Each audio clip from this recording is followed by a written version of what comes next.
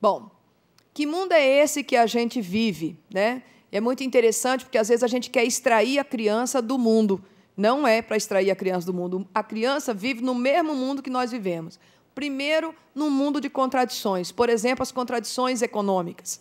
E essas contradições econômicas, com o avanço do capitalismo globalizado, ela vai continuar. Por exemplo, cada vez menos nós sabemos quem são os donos das grandes empresas. Nós não sabemos quem são os donos, não sei nem com quem conversar. Esse dia fizemos um colóquio com um determinado setor produtivo, eles mandaram todos os diretores de recursos humanos. E eu ficava pensando o que um diretor de recursos humanos podia decidir sobre o modelo de organização daquela empresa. Então, assim, cada vez menos sabemos quem é o dono do capital. Cada vez menos. Essa contradição também nos distancia do processo de negociação. Eu me lembro que, quando eu era sindicalista, você ia para uma atividade de negociação, ali estava o patrão e aqui estava o sindicato dos trabalhadores. E você fazia negociação. Agora você não faz mais isso. Você não sabe mais quem é o grande capital que você tem que negociar. Isso nos dá um problema sério no enfrentamento, porque você não sabe como negociar isso, né? Eu costumo falar nas atividades que a gente faz de negociação com negociação não, de audiências com o BNDES, porque o BNDES é difícil da gente negociar, né? Qual de negociação que eu falo para o BNDES assim: eu acho que vocês sabem mais quem são os donos do capital do que nós. Eu, que moro lá, não sei quem são os donos do capital. Aqui, vocês, no BNDES, têm a lista dos e-mails de com quem vocês conversam. Agora, eu, que moro lá, não sei quem é, né? Então, essa contradição vai ficando cada vez mais difícil da gente operar com essa ideia. A outra contradição interessante é a contradição política. Nunca tivemos tantas conferências, eventos, mobilizações nacionais. Esses dias, o Lula, num programa da Band, que ele estava sendo entrevistado, o Boris Casoy perguntou para ele, foi muito engraçado, quem quiser falar sobre controle social tem que assistir esse pedacinho da entrevista do Lula. Eu ri tanto, eu não conseguia parar de rir. Boris Casoy falou assim: mas, Lula, então você é a favor do controle da informação? Lula falou: não, Boris, o que eu acho é que não pode mais ter reserva de informação. A imprensa, todo mundo tem que saber como é que a imprensa trabalha, então nós temos que ter participação e controle social, sobretudo. Inclusive, eu fico muito contente, eu vejo lá o povo, os catadores, andando de avião, Boris. Olha que coisa bonita, os catadores vão para Brasília numa conferência. Isso é verdade, gente, é verdade. Nós nunca tivemos tanta conferência. Agora, por exemplo, semana que vem tem a Conferência Nacional de Saúde Mental, né? Os estados todos estavam mobilizados na Conferência de Saúde Mental. Esse ano vamos ter mais uma pancada de conferências que estão acontecendo. Já teve a da educação indígena, né? Então, a gente vai vendo assim, nós temos, sim, acesso à informação, mas nunca foi tão criminalizado os movimentos sociais, não só do ponto de vista jurídico, mas do ponto de vista ideológico. Qualquer movimento que começa a dizer que não concorda muito, imediatamente alguma coisa vai acontecer, né?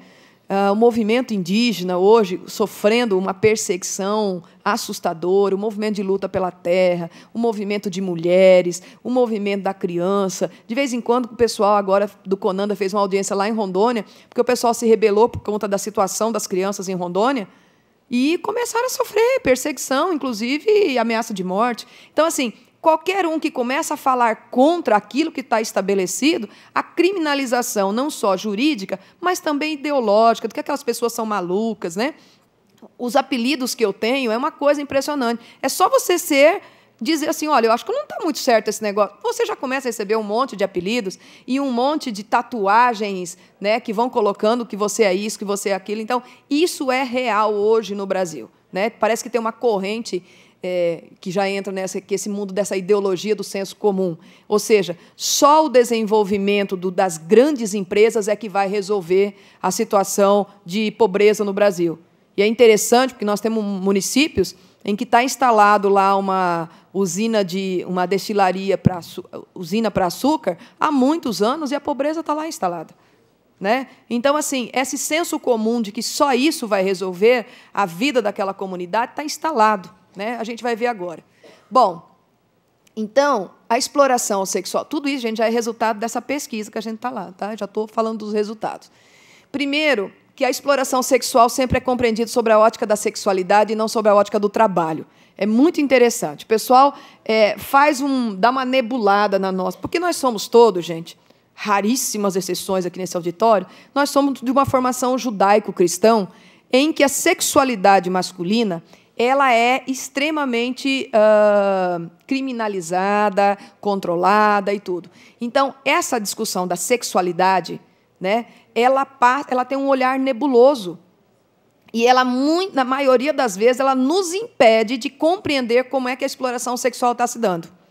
Porque a gente fica discutindo na esfera da sexualidade e não discute na esfera das relações de trabalho que estão colocadas naquele território. A outra questão é que a exploração sexual ela está inserida nas relações de trabalho, né? Eu já vou colocar os aprendizados já, e a gente vai perceber exatamente isso.